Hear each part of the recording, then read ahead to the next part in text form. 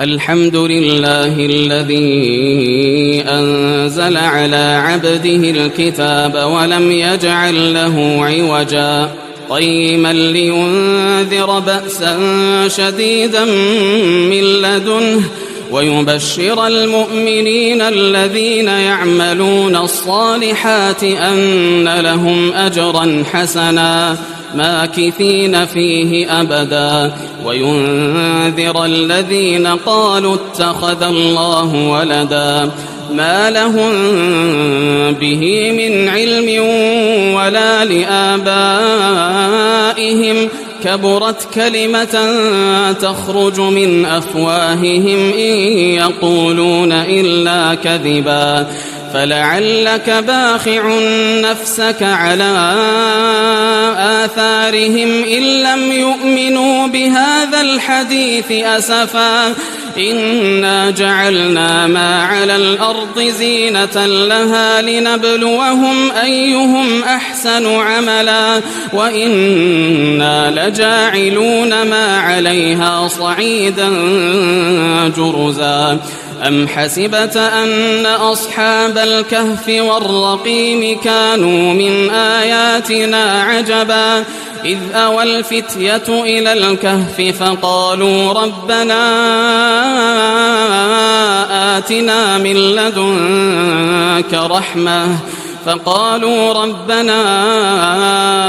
آتنا من لدنك رحمة وهيئ لنا من أمرنا رشدا فضربنا على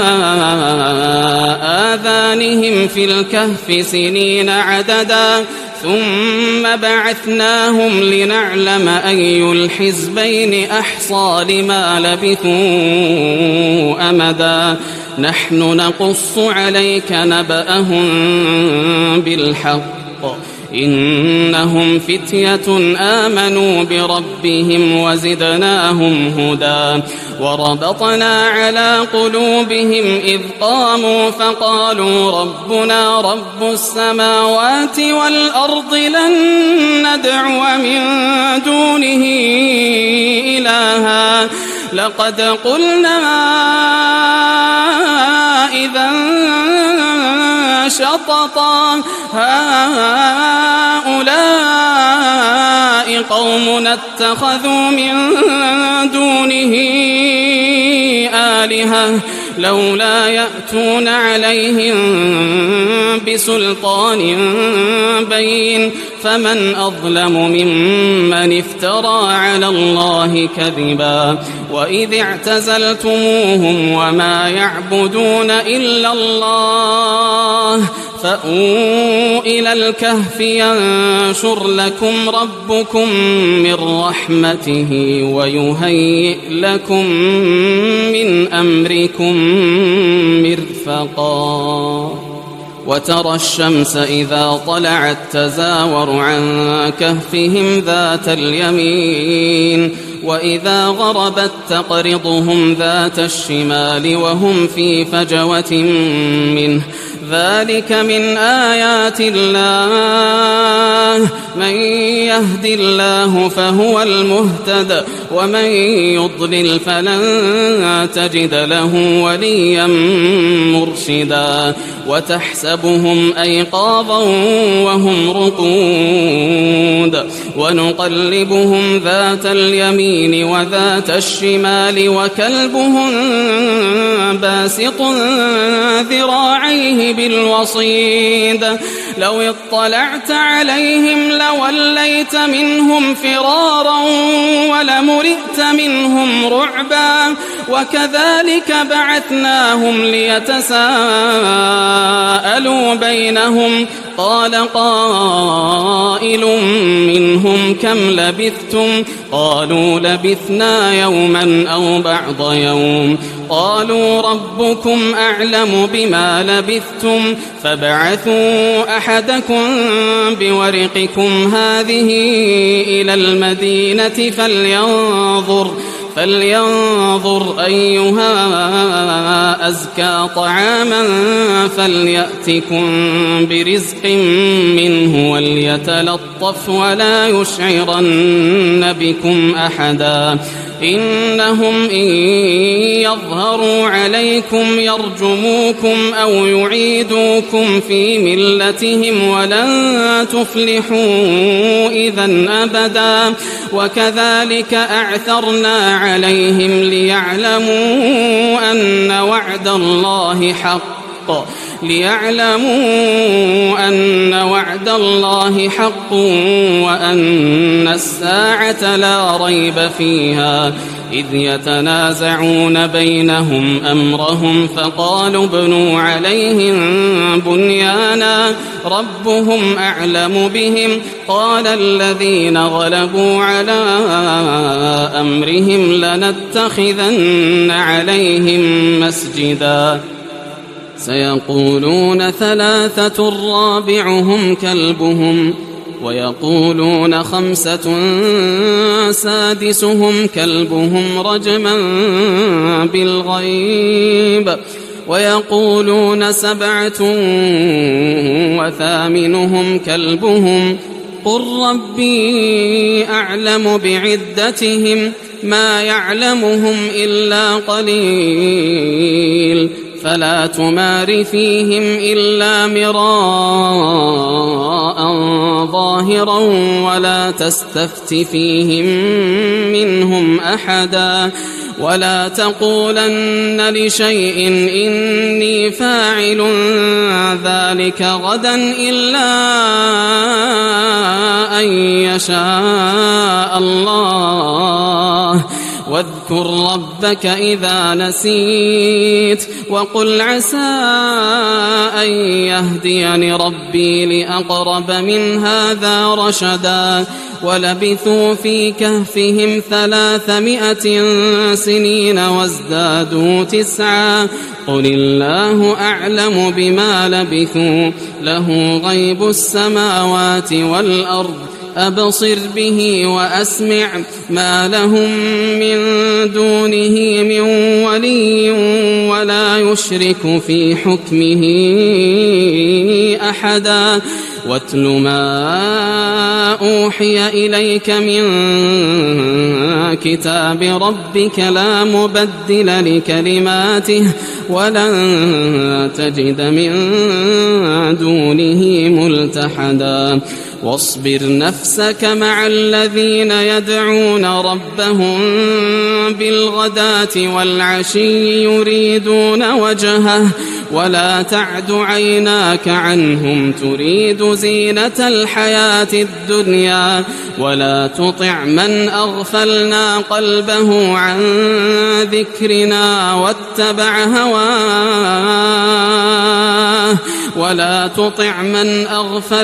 قلبه عن ذكرنا واتبع هواه وكان أمره فرطا وقل الحق من ربكم فمن شاء فليؤمن ومن شاء فليكفر إنا أعتدنا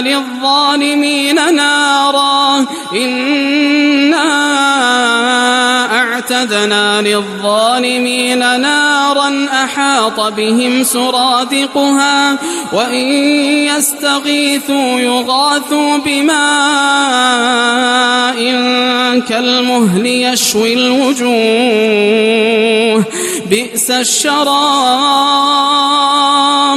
بئس الشراب وساءت مرتفقا إن الذين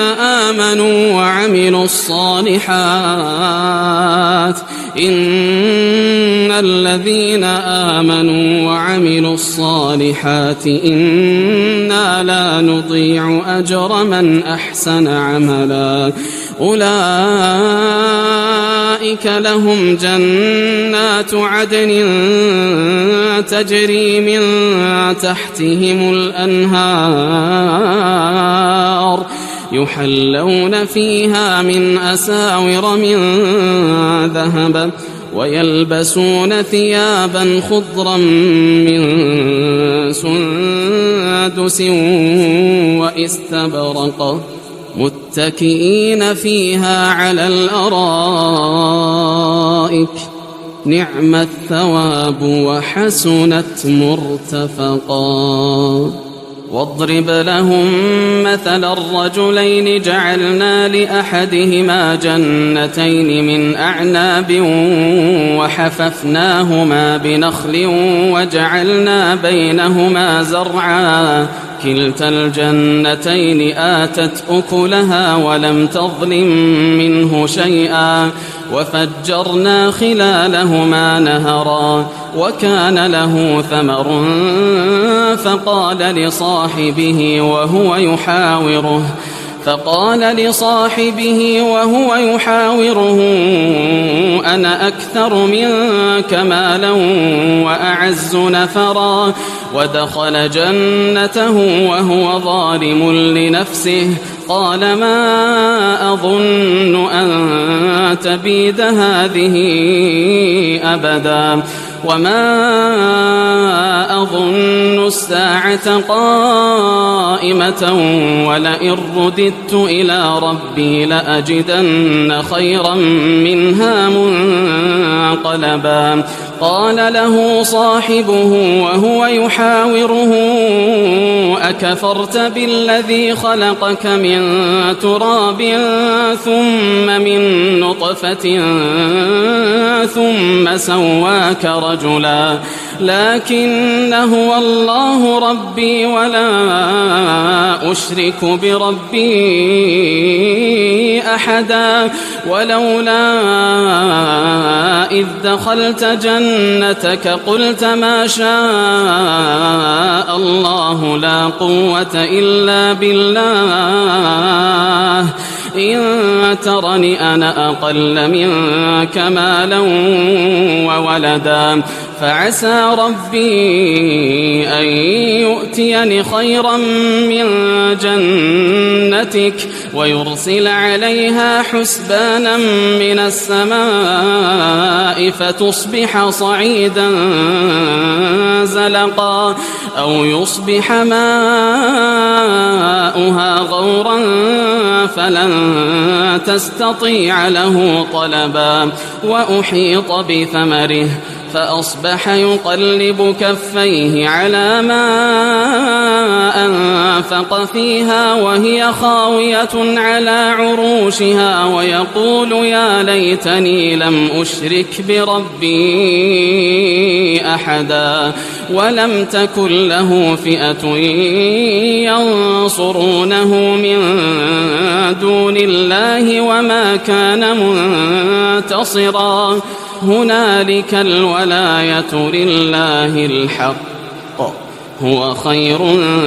ثوابا وخير عقبا. واضرب لهم مثل الحياة الدنيا كماء إن أنزلناه من السماء فاختلط به نبات الأرض فأصبح هشيما تذروه الرياح وكان الله على كل شيء مقتدرا. المال والبنون زينة الحياة الدنيا والباقيات الصالحات خير عند ربك ثوابا وخير أملا. ويوم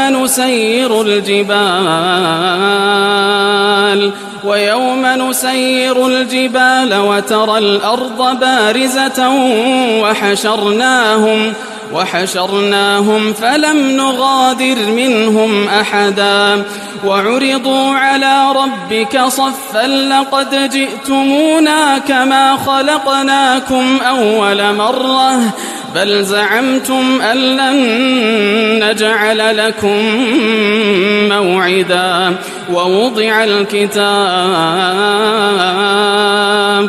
ووضع الكتاب فترى المجرمين مشفقين مما فيه ويقولون يا ويلتنا ما لهذا الكتاب لا يغادر صغيرة ولا كبيرة إلا أحصاها ووجدوا ما عملوا حاضرا ولا يظلم ربك أحدا وإذ قلنا للملائكة اسجدوا لآدم فسجدوا إلا إبليس كان من الجن ففسق عن أمر ربه أفتتخذونه وذريته أولياء من دوني وهم لكم عدو بئس للظالمين بدلا ما أشهدتهم خلق السماوات والأرض ولا خلق أنفسهم وما كنت متخذ المضلين عضدا ويوم يقول نادوا شركائي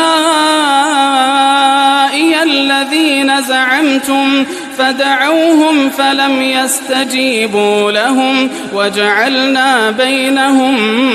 موبقا ورأى المجرمون النار فظنوا أنهم مواقعوها ولم يجدوا عنها مصرفا ولقد صرفنا في هذا القرآن للناس من كل مثل وكان الإنسان أكثر شيء جدلا وما منع الناس أن يؤمنوا إذ جاءهم الهدى ويستغفروا ربهم إلا أن تأتيهم سنة الأولين أو يأتيهم العذاب قبلا وما نرسل المرسلين إلا مبشرين ومنذرين ويجادل الذين كفروا بالباطل ليدحضوا به الحق واتخذوا آياتي وما أنذروا هزوا ومن أظلم ممن ذكر بآيات ربه فأعرض عنها ونسي ما قدمت يداه إنا جعلنا على قلوبهم أكنة أن يفقهوه وفي آذانهم وقرا وإن تدعهم إلى الهدى فلن يهتدوا إذن أبدا وربك الغفور ذو الرحمة لو يؤاخذهم بما كسبوا لعجل لهم العذاب بل لهم موعد لن يجدوا من دونه موئلا وتلك القرى أهلكناهم لما ظلموا وجعلنا لمهلكهم موعدا وإذ قال موسى لفتاه لا أبرح حتى أبلغ مجمع البحرين أو أمضي حقبا فلما بلغا مجمع بينهما نسيا حوتهما فاتخذ سبيله في البحر سربا فلما جاوزا قال لفتاه آتنا غداءنا لقد لقينا من سفرنا هذا نصبا قال أرأيت إذ أوينا إلى الصخرة فإني نسيت الحوت وما أنسانيه إلا الشيطان أن أذكره واتخذ سبيله في البحر عجبا قال ذلك ما كنا نبغ فارتدا على آثارهما قصصا فوجدا عبدا من عبادنا آتيناه رحمة من عندنا وعلمناه من لدنا علما قال له موسى هل أتبعك على أن تعلمني مما علمت رشدا قال إنك لن تستطيع معي صبرا وكيف تصبر على ما لم تحط به خبرا قال ستجدني إن شاء الله صابرا ولا أعصي لك أمرا قال فإن اتبعتني فلا تسألني عن شيء حتى أحدث لك منه ذكرا فانطلقا حتى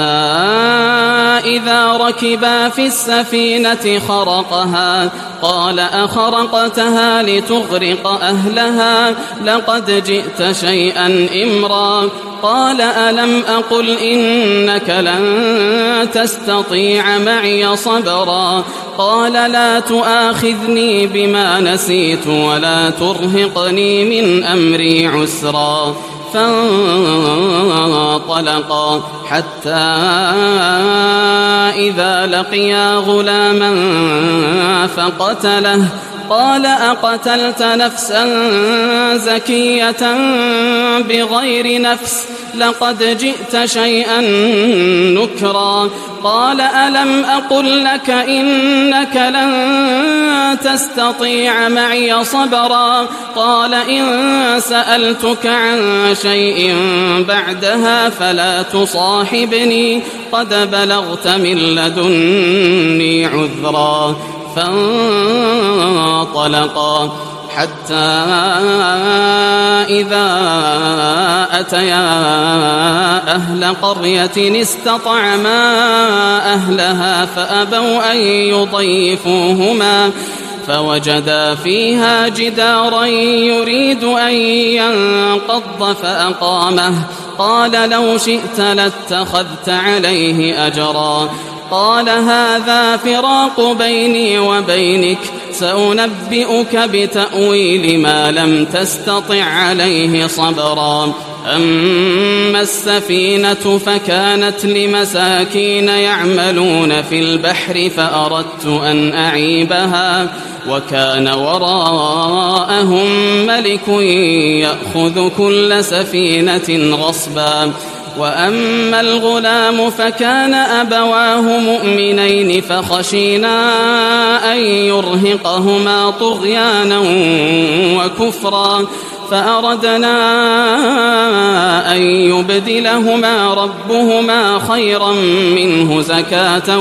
وأقرب رحما وأما الجدار فكان لغلامين يتيمين في المدينة وكان تحته كنز لهما وكان أبوهما صالحا فأراد ربك أن يبلغا أشدهما ويستخرجا كنزهما رحمة من ربك وما فعلته عن أمري ذلك تأويل ما لم تسطع عليه صبرا ويسألونك عن ذي القرنين قل سأتلو عليكم منه ذكرا إنا مكنا له في الأرض وآتيناه من كل شيء سببا فأتبع سببا حتى إذا بلغ مغرب الشمس وجدها تغرب في عين حمئة ووجد عندها قوما قلنا يا ذا القرنين إما أن تعذب وإما أن تتخذ فيهم حسنا قال أما من ظلم فسوف نعذبه ثم يرد إلى ربه فيعذبه عذابا نكرا وأما من آمن وعمل صالحا فله جزاء الحسنى وسنقول له من أمرنا يسرا ثم أتبع سببا حتى إذا بلغ مطلع الشمس وجدها تطلع على قوم لم نجعل لهم من دونها سترا كذلك وقد أحطنا بما لديه خبرا ثم أتبع سببا حتى إذا بلغ بين السدين وجد من دونهما قوما لا يكادون يفقهون قولا قالوا يا ذا القرنين إن يأجوج ومأجوج مفسدون في الأرض فهل نجعل لك خرجا على أن تجعل بيننا وبينهم سدا قال ما مكنني فيه ربي خير فأعينوني بقوة أجعل بينكم وبينهم ردما آتوني زبر الحديد حتى إذا ساوى بين الصدفين قال انفخوا حتى إذا جعله نارا قال آتوني أفرغ عليه قطرا فما استطاعوا أن يظهروه وما استطاعوا له نقبا قال هذا رحمة من ربي فإذا جاء وعد ربي جعله دكا وكان وعد ربي حقا وتركنا بعضهم يومئذ يموج في بعض ونفخ في الصور فجمعناهم جمعا وعرضنا جهنم يومئذ للكافرين عرضا الذين كانت أعينهم في غطاء عن ذكري وكانوا لا يستطيعون سمعا أفحسب الذين كفروا أن يتخذوا عبادي من دوني أولياء إنا أعتدنا جهنم للكافرين نزلا قل هل ننبئكم بالأخسرين أعمالا الذين ضل سعيهم في الحياة الدنيا وهم يحسبون أنهم يحسنون صنعا أولئك الذين كفروا بآيات ربهم ولقائه فحبطت أعمالهم فلا نقيم لهم يوم القيامة وزنا ذلك جزاؤهم جهنم بما كفروا واتخذوا آياتي ورسلي هزوا إن الذين آمنوا وعملوا الصالحات كانت لهم جنات الفردوس نزلا خالدين فيها لا يبغون عنها حولا قل لو كان البحر مدادا لكلمات ربي لنفد البحر قبل أن تنفد كلمات ربي ولو جئنا بمثله مددا قل إنما أنا بشر مثلكم يوحى إلي أنما إلهكم إله واحد فمن كان يرجو لقاء ربه فليعمل عملا صالحا ولا يشرك بعبادة ربه أحدا.